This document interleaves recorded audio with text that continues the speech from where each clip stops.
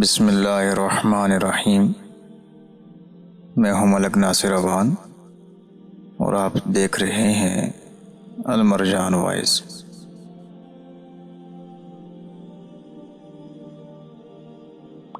آج ہم آپ کی خدمت میں ایک واقعہ عرض کرتے ہیں۔ با ادب با نصیب بے ادب بے نصیب۔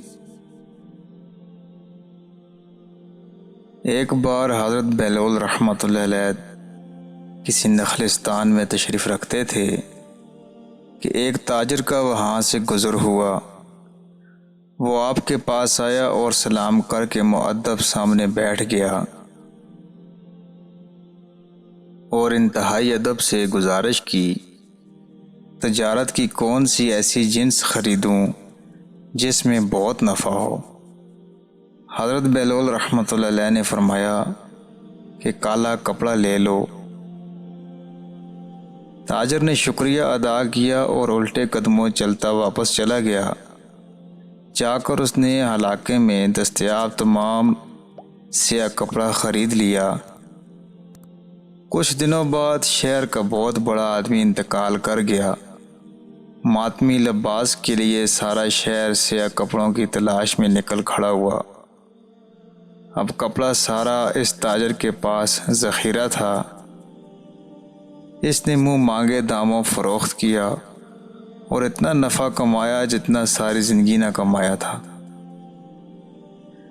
اور بہت ہی امیر کبیر ہو گیا۔ کچھ عرصے بعد وہ گھوڑے پر سوار کہیں سے گزرا تو پھر حضرت بہلول رحمۃ اللہ علیہ وہاں تشریف رکھتے تھے۔ وہ وہیں گھوڑے پر بیٹھے بولا، او دیوانے، اب کی بار کیا لوں؟ حضرت بہلول رحمۃ اللہ علیہ نے فرمایا، تربوز لے لو۔ وہ بھاگا گیا اور ساری دولت سے پورے ملک سے تربوز خرید لیے۔ ایک ہی ہفتے میں سب خراب ہو گئے اور وہ کوڑی کو محتاج ہو گیا۔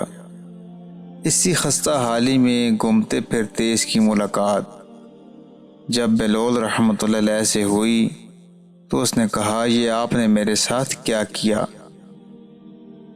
حضرت بہلول رحمۃ اللہ علیہ نے فرمایا، میں نے نہیں، تیرے لہجوں اور الفاظ نے سب کیا۔ جب تو نے ادب سے پوچھا تو مالا مال ہو گیا، اور جب گستاخی کی تو کنگال ہو گیا۔